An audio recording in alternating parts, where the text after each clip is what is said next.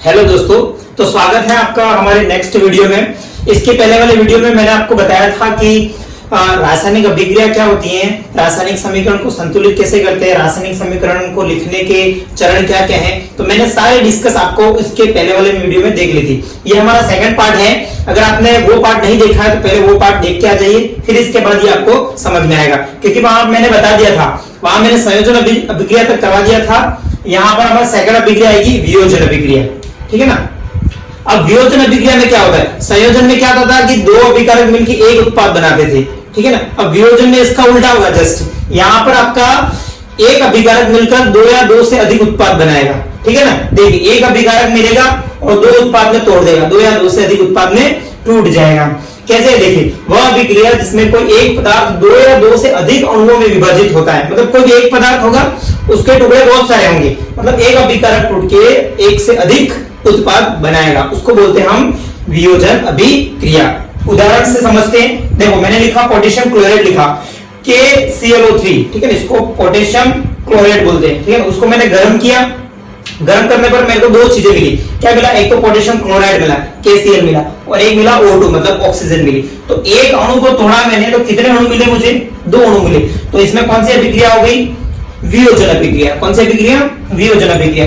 Same एक example और लेते हैं। देखो, मैंने फेरस सल्फेट को लिया, ठीक है ना, FeSO4 को लिया और FeSO4 को उष्मा में फिर तोड़ा इसको मैंने, तो उसको दो या दो से अधिक मिले। क्या क्या मिला, देखो, एक तो फेरिक ऑक्साइड मिला Fe2O3, ठीक है, और एक SO2 मिला मतलब सल्फर डाइऑक्साइड, और एक SO3 मिला सल्फर डाइऑक्साइड, ठीक है। तो एक अणु को तोड़ा तो दो या दो से अधिक में टूटा, उसको बोलते हैं कौन सी, वियोजन अभिक्रिया। कौन सी अभिक्रिया, वियोजन अभिक्रिया।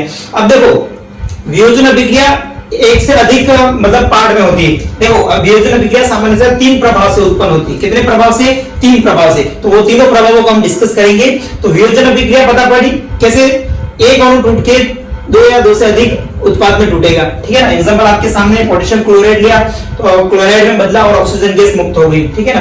फिर हमने फेरस सल्फेट लिया, फिर फेरिक ऑक्साइड में टूटा और सल्फर डाइऑक्साइड और सल्फर डाइऑक्साइड में टूटा, मतलब दो या दो से अणुओं में विभाजित हो गया। अब ये कितने प्रभाव से होती है, तीन प्रभाव से। एक एक को हम डिस्कस करेंगे। तो सबसे पहला प्रभाव लेते हैं हम। देखिए, अब संयोजन अभिक्रिया तीन प्रकार से संपन्न होती थी। तीनों एकदम इजी है। देखिए, ऊष्मीय अपघटन नाम से स्पष्ट है, ऊष्मा आ रही है इसमें, ठीक है ना। विद्युतीय अपघटन मतलब इसमें विद्युत आ रही है, ठीक है ना। और इसमें प्रकाशीय अपघटन मतलब प्रकाश आ रहा है, ठीक है ना। तो ये तीन प्रकार हैं किसके, वियोजन अभिक्रिया के। वियोजन अभिक्रिया एकल उत्पाद से एकल अभिकारक से दो उत्पाद में टूट गई, दो या दो से अधिक में, ठीक है। तो वो तीन प्रकार से होती है। कैसे होती है, देखो, ये तीनों इंपॉर्टेंट है। ऊष्मीय अपघटन, वह वियोजन अभिक्रिया जो ऊष्मा या ताप के प्रभाव से संपन्न होती है। मतलब जिसमें या तो ताप में होगी, टेम्परेचर से वो अभिक्रिया हो जाएगी, या उष्मा से हो जाएगी, ठीक है ना। तो वो अभिक्रिया क्या कहलाती है, ऊष्मीय अपघटन। फॉर एग्जांपल देखो, जैसे मैंने लिया लेड नाइट्रेट लिया, लेड नाइट्रेट को मैंने तोड़ा, किसमें, गर्म किया, मतलब किसमें तोड़ा, ताप में, ठीक है, टेम्परेचर पे, ठीक है ना। टेम्परेचर में तोड़ा, ये लेड ऑक्साइड आ गया और नाइट्रोजन डाइऑक्साइड बना। देखो, एक तोड़ा तो दो या दो से अधिक मिले, कौन सी अभिक्रिया होगी, वियोजन अभिक्रिया, और ऑक्सीजन गैस क्या हो गई, मुक्त हो गई। सेम एज इट इज विद्युतीय अपघटन, मतलब इसमें किसमें कराएंगे, विद्युत धारा में। तो ऊष्मीय अपघटन में ऊष्मा थी, तो विद्युत अपघटन में विद्युत धारा। तो आप अभिक्रिया में क्या आ जाएगी, यहाँ पे विद्युत धारा आ जाएगी। और वही अभिक्रिया वियोजन करा रहे हैं। देखो, ये मैंने जल को लिया और जल को दो टुकड़ों में तोड़ा, तो हाइड्रोजन और ऑक्सीजन मिला कि नहीं मिला। तो ये अभिक्रिया कौन सी होती है, विद्युत अपघटन, जिसमें विद्युत धारा प्रवाहित करते हैं, ठीक है ना। और प्रकाशीय अपघटन, जिसमें सूर्य का प्रकाश हम यूज करते हैं, और ये इंपॉर्टेंट है, ठीक है ना।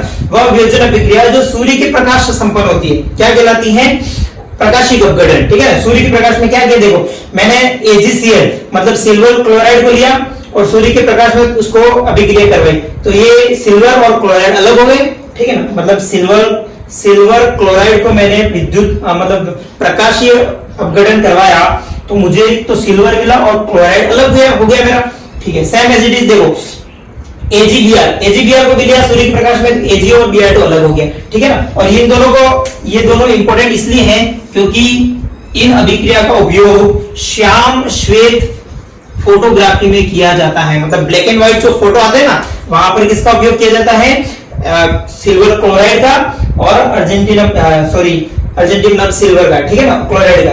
किसका, सूर्य के प्रकाश में अगर इसमें करवाया तो Ag और Cl में अलग से टूट गया, ठीक है ना। ये कौन सी अभिक्रिया होगी, प्रकाशीय अपघटन, और इसका उपयोग कहां किया जाता है, श्याम श्वेत फोटोग्राफी में किया जाता है। तो नेक्स्ट देखेंगे हम, तो दो अभिक्रिया अपने और हैं, ऊष्माक्षेपी अभिक्रिया और ऊष्माशोषी अभिक्रिया। ये भी अच्छी अभिक्रिया। देखिए इसमें ऊष्माक्षेपी मतलब आपके जो प्रोडक्ट बनेगा उसके साथ साथ आपकी ऊष्मा भी मिलेगी। जैसे कि मैंने स्टार्टिंग में बताया था आपको, संतुलित अभिक्रिया में ऊष्मा को आप कैसे शो करते हो, ठीक है। तो यहाँ पर आपको प्रोडक्ट मिलेगा, उसके साथ क्या मिलेगी, ऊष्मा भी मिलेगी साथ में। जैसे कि देखो आप प्राकृतिक गैस मतलब मीथेन का दहन करवाओ, मीथेन का क्या करवाओ, दहन मतलब मीथेन को आप ऑक्सीजन के साथ क्रिया करा दो तो आपको कार्बन डाइऑक्साइड, जल और ऊष्मा साथ में मिलेगी, ठीक है ना। यहाँ पर ऊष्मा मिलेगी। और एक आप ग्लूकोज को तोड़ो, ठीक है ना, ग्लूकोज की अभिक्रिया करवाते हैं या ग्लूकोज का दहन करवाते हैं तो हमें 6 अणु कार्बन डाइऑक्साइड के और 6 अणु जल के मिलेंगे और साथ में कौन होगा, ऊष्मा, ठीक है। तो ये उत्पाद के साथ साथ अगर ऊष्मा मिलती है तो वो ऊष्माक्षेपी कहलाती है, ठीक है ना। अब ऊष्माशोषी,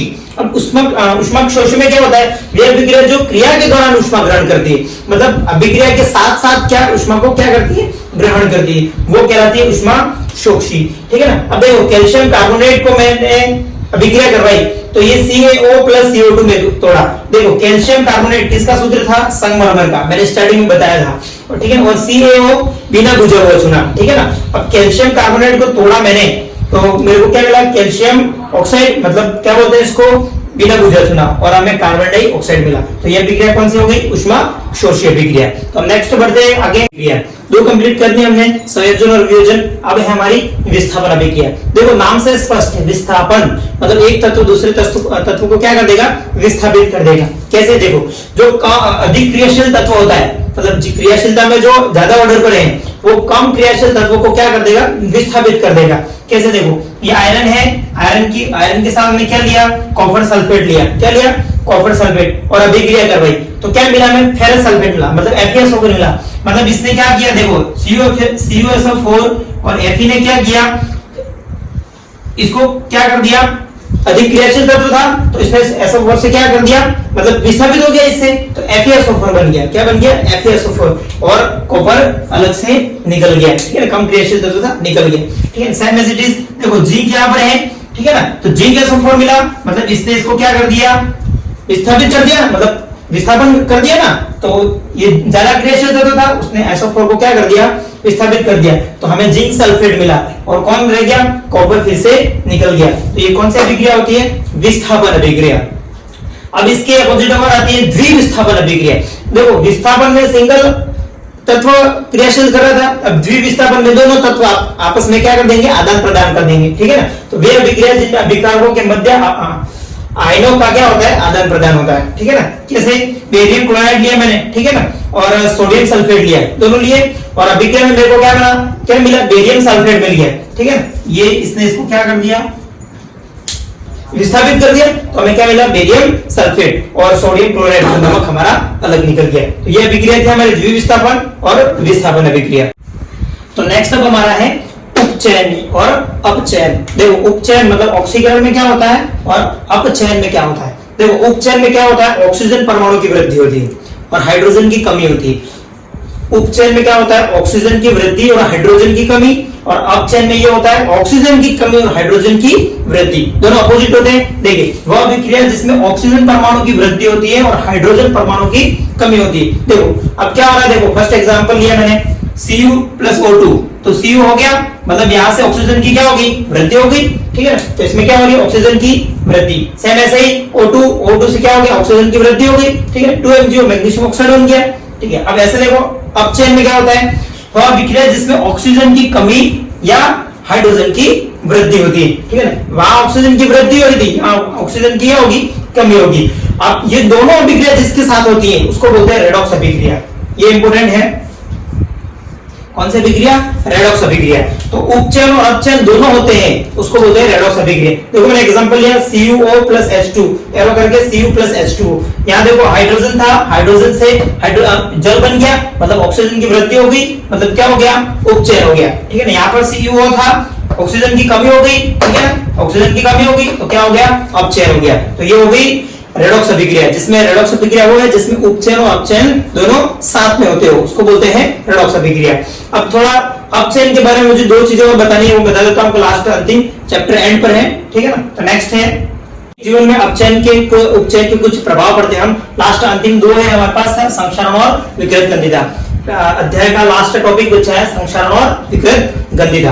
अब देखो संक्षारण में क्या होता है, जब कोई धातु अपने आसपास अम्ल आर्द्रता आदि के संपर्क में आती है तब ये संक्षारित हो जाती है। इस क्रिया को क्या बोलते हैं, संक्षारण हो जाता है। तो आपने देखा होगा बाहर कोई चीजें पड़ी रहती है अपने धातु वगैरह, जैसे कि लोहा है, लोहे को अगर आप बाहर रखोगे तो वो वायु के संपर्क में आ जाएगा और उस पर ऑक्साइड की परत जम जाएगी, मतलब जंग लग जाता है, तो वो क्या कहलाता है, संक्षारण कहलाता है। क्या कहलाता है, संक्षारण। कोई भी वस्तु जैसे आप चांदी की परत भी देखो बहुत टाइम बाद वायु के संपर्क में रहती है तो वो काली पड़ जाती है, ठीक है। तांबे को भी देखा है वो हरा हो जाता है, ठीक है। तो ये क्या कहलाता है, संक्षारण कहलाता है। क्या कहलाता है, संक्षारण।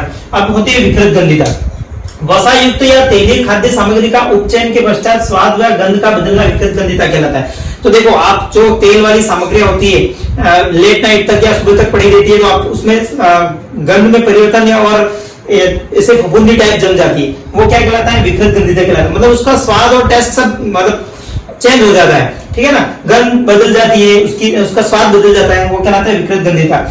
अब उसको रोका कैसे जा सकता है, तो देखो आपने देखा होगा चिप्स के पैकेट आते हैं उसमें हम नाइट्रोजन गैस भरते हैं। कौन सी गैस भरते हैं, नाइट्रोजन। तो आप खाद्य जो खाने की सामग्री होती है, भोज्य पदार्थ, उसमें आप नाइट्रोजन प्रवाहित करके इस प्रक्रिया को रोका जा सकता है, ठीक है ना। क्या विकृत गंधिता को रोका जा सकता है। इसलिए हम देखो चिप्स के पैकेट में कौन सी गैस भरते हैं, नाइट्रोजन गैस। कौन सी गैस, नाइट्रोजन गैस। इसलिए ये सुरक्षित रहती है ताकि उपचयित नहीं हो, इसलिए उपचयित होने से इसको बचाया जा सकता है। तो ये हमारा लास्ट टॉपिक था। देखिए मैं आपको डिस्कस करा दूं हमने क्या क्या डिस्कस किया। सबसे पहले हमने रासायनिक अभिक्रिया पढ़ी, ठीक है ना। रासायनिक अभिक्रिया में क्या होता था वो हमने देखा। उसके बाद रासायनिक समीकरण देखा, अभिकारकों और उत्पादों के बीच में लिखना, कैसे उसको लिखा जा सकता है एरो के द्वारा, ठीक है। उसके बाद हमने रासायनिक समीकरण को संतुलित करना सीखा, ठीक है ना, बॉक्स बना के, फिर परमाणुओं की संख्या लिखना, ठीक है ना। ऐसे हमने पूरा एग्जांपल के थ्रू उसको भी समझा था। उसके बाद इसके हमने कारण पढ़े थे, ठीक है ना। अभिक्रिया कितने प्रकार की होती है, तो सबसे पहले पढ़ी थी हमने संयोजन अभिक्रिया। कौन सी अभिक्रिया, संयोजन अभिक्रिया। तो संयोजन का मतलब क्या है, जुड़ना, ठीक है ना। एक या एक से अधिक अभिकारक मिलकर एक उत्पाद बनाते हैं, उसको बोलते हैं संयोजन अभिक्रिया। कोयले की दहन की अभिक्रिया पढ़ी थी हमने, कार्बन डाइऑक्साइड बनाया था, ठीक है ना, CO2 की अभिक्रिया करवाई थी। उसके बाद पढ़ी हमने वियोजन अभिक्रिया। वियोजन में इसका उल्टा होता है जस्ट, ठीक है ना। क्या होता है, एक अभिकारक मिलकर दो या दो से अणु में विभाजित होता है, उसको बोलते हैं वियोजन अभिक्रिया। उसके बाद हमने डिस्कस की विस्थापन, द्विविस्थापन। विस्थापन मतलब अधिक क्रियाशील तत्व कम क्रियाशील तत्व को विस्थापित कर देता है। द्विविस्थापन में दोनों तत्वों का आदान प्रदान होता है, ठीक है। उसके बाद हमने ऊष्माक्षोषी पढ़ी, ऊष्माक्षेपी पढ़ी। उसके बाद हमने वियोजन अभिक्रिया के 3 घटक पढ़े, ठीक है ना। विद्युत अपघटन, प्रकाशीय अपघटन, ठीक है ना, ऊष्मीय अपघटन जिसमें ऊष्मा का होता है, उसमें ऊष्मीय, विद्युतीय होता है उसमें विद्युतीय, और प्रकाशिक सूर्य की प्रकाश में होता है उसको प्रकाशिक। उसके बाद हमने उपचयन और अपचयन पढ़ी। उपचयन में क्या होता था, ऑक्सीजन की वृद्धि और हाइड्रोजन की कमी होती थी, और अपचयन में इसका उल्टा होता था, ऑक्सीजन की कमी और हाइड्रोजन की वृद्धि होती थी, ठीक है ना। और ये दोनों अभिक्रिया जिसमें होती है उसको हमने रेडॉक्स अभिक्रिया का नाम दिया था, ठीक है ना, रेडॉक्स अभिक्रिया होगी। उसके बाद उपचयन के हमने कुछ प्रभाव पढ़े, संक्षारण और विकृत गंधिता। संक्षारण मतलब जंग लगना एक तरह का हो गया, ठीक है ना। विकृत गंधिता मतलब भोज्य पदार्थ जो खराब हो जाते हैं, ठीक है, वो विकृत गंधिता। उसको कैसे रोका जा सकता है और उसको कैसे सुरक्षित रखते हैं आपने देख लिया। अब रही बात इसके क्वेश्चन आंसर की, क्वेश्चन आंसर आपको मिल जाएंगे मेरे व्हाट्सएप ग्रुप पे, ठीक है ना। आप में जो नंबर है उस पर मुझे मैसेज कर दो या ग्रुप की लिंक में डिस्क्रिप्शन में डाल दूंगा, वहां से आप ऐड हो जाओ, वहां से आपको इसके सारे नोट्स और आपको इसके क्वेश्चन आंसर जो है वो सारे मिल जाएंगे। तो हमारा अध्याय यहाँ पर समाप्त होता है। अगर वीडियो अच्छा लगा हो तो ज्यादा से ज्यादा शेयर करना, ज्यादा से ज्यादा तक लोगों तक पहुंचाना, ठीक है, ताकि मैं नेक्स्ट चैप्टर अच्छे उत्साह के साथ ला सकूं। तो होप आपको वीडियो पसंद आया होगा। Thank you so much, bye, take care.